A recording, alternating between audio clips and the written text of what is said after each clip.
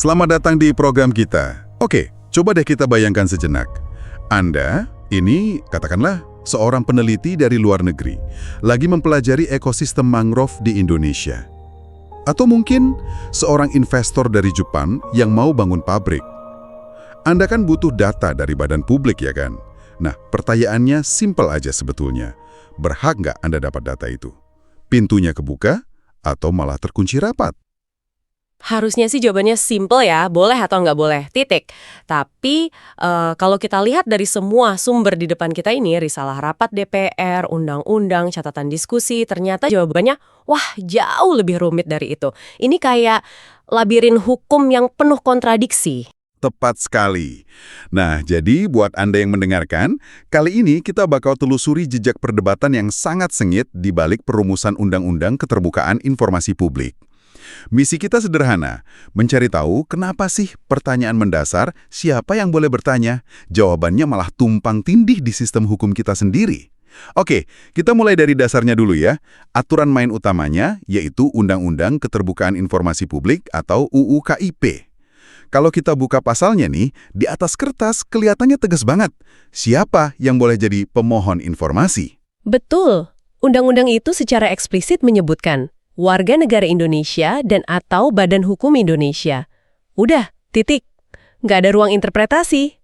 Secara penalaran hukum, ini namanya argumentum a contrario. Gampangnya gini, kalau aturannya bilang khusus untuk A, ya berarti otomatis nggak berlaku buat B. Jadi kalau cuma untuk WNI, ya artinya WNA dikecualikan. Oke, jadi kalau baca satu UU itu aja, selesai urusannya, warga negara asing nggak punya hak. Tapi kan dari sumber-sumber yang kita punya ini, kita tahu kalau kalimat sesimpel itu adalah hasil pertarungan gagasan yang luar biasa sengit di parlemen. Sengit sekali. Keputusan itu sama sekali tidak lahir dari ruang hampa atau kesepakatan bulat gitu aja. Risalah rapat panitia kerja RUU KIP ini menunjukkan ada dua kubu dengan pandangan yang sama-sama kuat tapi berseberangan tajam. Coba deh, bawa kami masuk ke ruang rapat itu. Kita mulai dari argumen kubu yang akhirnya kalah ya. Mereka yang ingin hak informasi ini dibuka untuk semua orang. Apa sih landasan pemikiran mereka? Argumen mereka itu datang dari dua sisi, pragmatisme dan idealisme konstitusional. Dari sisi pragmatisnya, ada suara vokal dari Andreas Parera, dari fraksi PDIP.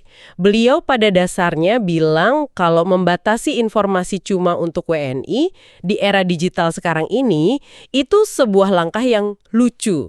Lucu? Maksudnya gimana tuh? Logikanya simpel, begitu satu informasi dilepas ke publik, misalnya di-upload ke situs web pemerintah, ya sudah, siapapun di seluruh dunia ini bisa mengaksesnya. Jadi batasan formal berdasarkan paspor itu jadi nggak relevan lagi kan? Oh, masuk akal. Informasi di internet kan nggak nanya, paspor Anda apa sebelum bisa dibuka. Oke, itu dari sisi praktisnya. Terus sisi idealisnya gimana? Nah, di sini Andreas langsung menunjuk ke fondasi hukum tertinggi kita, UUD 1945. Pasal 28F di konstitusi kita kan menyatakan bahwa hak untuk memperoleh informasi adalah hak setiap orang. Setiap orang. Betul, bukan setiap warga negara. Perbedaan satu kata itu fundamental banget. Ini mengangkat isunya dari sekedar kebijakan teknis jadi isu hak asasi manusia yang universal. Jadi argumennya UU KIP ini berpotensi bertentangan dengan semangat konstitusi itu sendiri. Apakah ada contoh nyata yang mereka angkat soal dampak buruk dari pembatasan ini? Ada, dan ini contoh yang sangat kuat. Datangnya dari Dedi Jamaluddin Malik dari fraksi PAN. Beliau cerita soal kasus konkret tentang seorang peneliti Australia yang coba dapat data soal Papua dari pejabat kita. Tapi ditolak. Ditolak. Lalu apa yang terjadi? Akibatnya, menurut Pak Dedi ini, citra Papua di mata peneliti itu jadi luar biasa buram. Karena akses informasi resminya gelap, mereka pulang dengan persepsi yang negatif yang mungkin nggak akurat. Terus mereka tulis itu di laporan atau karya mereka. Ini kan contoh sempurna gimana pembatasan informasi bisa jadi bumerang. Betul, betul. Niatnya melindungi kepentingan nasional, malah merusak citra kita sendiri di panggung internasional. Oke, jadi argumen kubu pro keterbukaan ini kuat banget ya. Secara praktis nggak relevan, secara konstitusi problematis, dan secara strategis merugikan. Kalau gitu, argumen apa yang bisa mengalahkan semua itu? Apa kata kubu kontra yang akhirnya menang? Argumen tandingan mereka juga punya dua pilar utama, kekhawatiran dan kerumitan.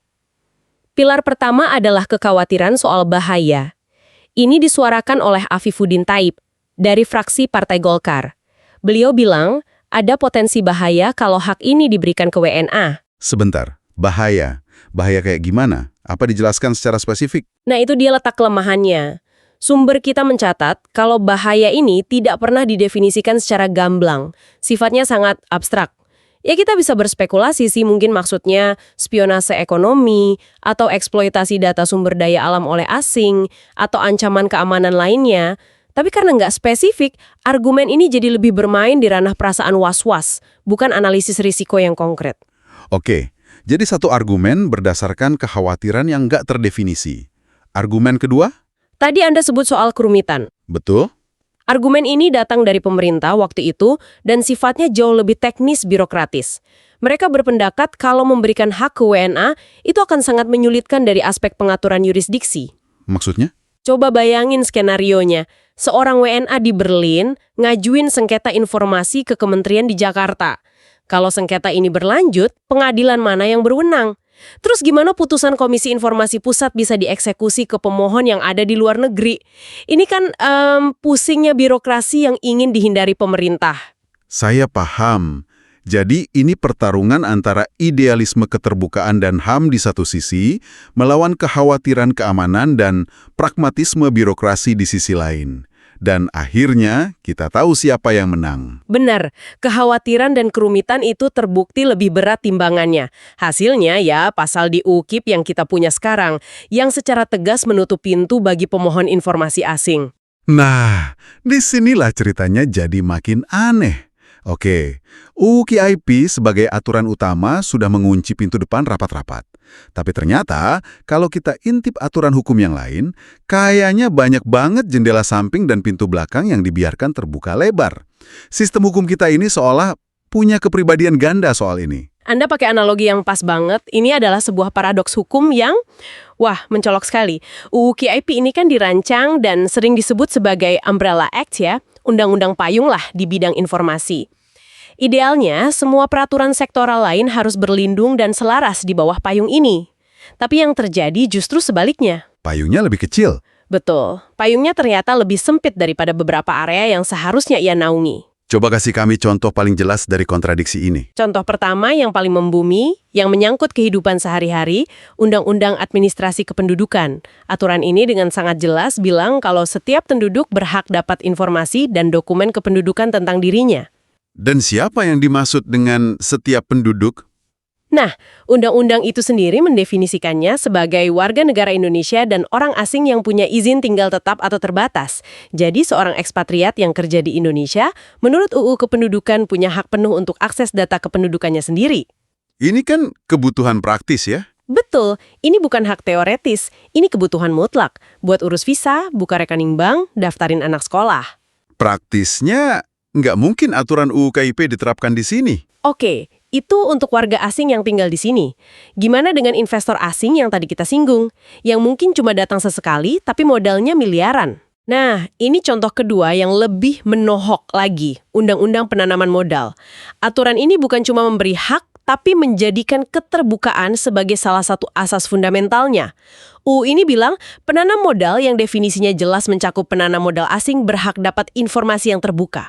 Jadi, keterbukaan informasi justru jadi landasan untuk menarik investasi asing. Tepat sekali. Bahkan, salah satu dari 10 asas di UU ini adalah asas keterbukaan. Penjelasan pasalnya lebih tegas lagi. Asas keterbukaan itu jaminan bagi masyarakat untuk dapat informasi yang benar, jujur, dan tidak diskriminatif. Coba kita bayangkan konfliknya di dunia nyata? Bisa banget. Misalkan sebuah perusahaan energi dari Eropa mau investasi PLTA, mereka butuh data AMDAL dari dinas daerah. Dinas daerah nolak, alasannya pemohonnya badan hukum asing, pakai UU KIP. Tapi perusahaan itu bakal balas nunjuk ke UU penanaman modal yang menjamin hak mereka. Ini menciptakan ketidakpastian hukum. Dan ketidakpastian itu kan racun buat iklim investasi. Persis. Ini benar-benar sebuah kejanggalan sistemik. Undang-undang payungnya malah lebih restriktif daripada undang-undang spesifik di bawahnya. Ini menunjukkan kalau dalam prakteknya, Kebutuhan sektoral, entah itu administrasi penduduk atau ekonomi, seringkali lebih kuat dan diprioritaskan daripada batasan umum di UU KIP. Betul sekali. Di tengah perdebatan sengit antara dua kubu yang berseberangan ini, apa nggak ada yang coba cari jalan tengah? Rasanya ini bukan situasi hitam putih ya. Pasti ada area abu-abu. Oh, tentu ada. Dan ini bagian yang menarik. Karena menunjukkan kalau para pembuat kebijakan sebenarnya sadar betul ada masalah kalau pintu ditutup total. Risalah rapat mencatat adanya diskusi soal sebuah kompromi, sebuah jalan tengah. Apa ide komprominya? Idenya adalah, gimana kalau kita tetap batasi hak umum buat WNA, tapi kita buat prosedur khusus atau jalur khusus buat kelompok WNA tertentu, seperti peneliti atau investor yang memang sangat butuh akses informasi. Ide ini sempat dilontarkan oleh Ketua Rapat Panja RUU saat itu, Arief Mudatsir Mandan, dan direspons juga oleh pemerintah. Jadi pemerintah pun sempat mempertimbangkan ini? Iya, ada kutipan penting yang terekam dari Menkominfo saat itu, Sofyan Jalil. Beliau bilang, dan saya kutip sebagian, prinsipnya informasi memang dibatasi untuk WNI. Tetapi bagaimana orang asing peneliti itu harus ada, pasal, ataukah ditentukan dalam peraturan pemerintah misalnya, bagaimana memberikan akses kepada peneliti asing. Wah, itu pernyataan yang sangat signifikan. Artinya, ada kesadaran di tingkat menteri bahwa kelompok seperti peneliti asing ini kasus khusus dan butuh solusi. Mereka berpikir untuk bikin aturan turunan, mungkin selevel PP, untuk mengakomodasi ini. Benar sekali, ini adalah pengakuan implisit bahwa penutupan total akan menimbulkan masalah. Mereka mencoba mencari semacam katup pengaman. Lalu, ini memunculkan pertanyaan paling penting. Kenapa jalur kompromi ini nggak pernah terwujud? Kenapa usulan yang kedengarannya masuk akal ini akhirnya hilang, dan yang disahkan malah versi yang paling restriktif? Sumber-sumber kita nggak memberikan satu jawaban definitif ya. Nggak ada momen dramatis di mana ide ini di-voting lalu ditolak. Tapi kita bisa menyimpulkan dari hasil akhirnya. Kemungkinan besar, saat finalisasi draft, argumen soal bahaya yang abstrak dan kerumitan yurisdiksi yang konkret itu kembali mendominasi. Dianggap lebih mendesak. Jalan tengah yang pragmatis ini akhirnya tersingkir, terkubur dalam proses lobi dan negosiasi politik sampai naskah akhir diketok. Sebuah kesempatan yang hilang kalau begitu. Dan kegagalan kompromi ini membawa kita kembali ke isu yang paling mendasar yang sudah disinggung di awal, yaitu posisi hak atas informasi sebagai hak asasi manusia. Tepat. Karena kalau kita angkat diskusi ini ke level yang lebih tinggi, melampaui perdebatan teknis, pembatasan berbasis kewarganegaraan ini jadi makin sulit dipertahankan. Semua sumber hukum tertinggi di Indonesia justru berbicara dengan bahasa yang universal. Bisa Anda jelaskan lebih lanjut? Sumber hukum mana saja yang dimaksud? Pertama, tentu saja UUD 1945 pasal 28F yang sudah kita sebut, yang menjamin hak ini untuk setiap orang. Kedua, kita punya UU nomor 39 tahun 1999 tentang HAM yang juga pakai frasa setiap orang. Ketiga, dan ini yang mengikat kita secara internasional, Indonesia sudah meratifikasi Kovenan Internasional tentang hak-hak sipil dan politik. Kovenan ini yang sudah jadi bagian dari hukum nasional kita, secara tegas menyatakan hak mencari dan menerima informasi adalah hak yang melekat pada individu tanpa pandang kewarganegaraan. Jadi UU KIP kita menciptakan sebuah anomali. Di satu sisi, kita punya komitmen pada HAM di level konstitusi dan internasional yang sifatnya inklusif. Tapi di sisi lain kita punya UU teknis yang sifatnya eksklusif. Persis. Dari sudut pandang hukum hak asasi manusia, membatasi sebuah hak fundamental hanya karena seseorang memegang paspor yang berbeda adalah sebuah tindakan diskriminatif.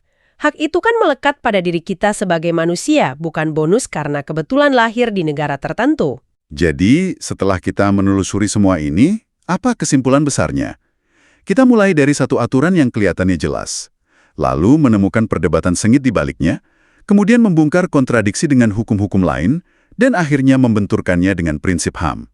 Kesimpulan besarnya adalah kita sedang menyaksikan sebuah tarik-menarik yang belum selesai antara dua filosofi yang saling berlawanan. Di satu kutub ada prinsip kedaulatan nasional dan proteksionisme informasi. Ini dorongan untuk mengontrol, melindungi apa yang dianggap aset data nasional. Ini adalah argumen bahaya dan yurisdiksi yang kita dengar di parlemen tadi. Dan di kutub yang lain, Di kutub seberang Min ada prinsip keterbukaan global dan universalisme hak asasi. Ini dorongan untuk transparan. demi menarik investasi, memajukan ilmu pengetahuan, menjaga citra baik di mata dunia, dan yang terpenting, memenuhi mandat konstitusi kita sendiri. Jadi, UU KIP dan berbagai UU sektoral yang kontradiktif itu adalah cerminan dari pertarungan dua kutub ini yang belum menemukan titik keseimbangan yang stabil. Benar, sumber-sumber yang kita bahas hari ini melukiskan gambaran sebuah negara yang secara simultan ingin melindungi diri sekaligus membuka diri. Dan ini meninggalkan sebuah pemikiran penutup untuk Anda renungkan. Perdebatan di parlemen itu mungkin terjadi bertahun-tahun yang lalu, tetapi ketegangannya justru semakin relevan di dunia sekarang yang tanpa batas, di mana data dan informasi mengalir seperti air. Sebuah dilema yang semakin nyata setiap hari. Tapi pertanyaan strategis sebagai sebuah bangsa, di mana sebenarnya garis antara informasi untuk kami dan informasi untuk mereka bisa ditarik secara realistis di abad ke-21. Dan yang lebih penting, apa resiko terbesar yang kita hadapi bagi ekonomi kita, reputasi internasional kita, dan bahkan bagi prinsip-prinsip kita sendiri jika kita menarik garis itu di tempat yang salah.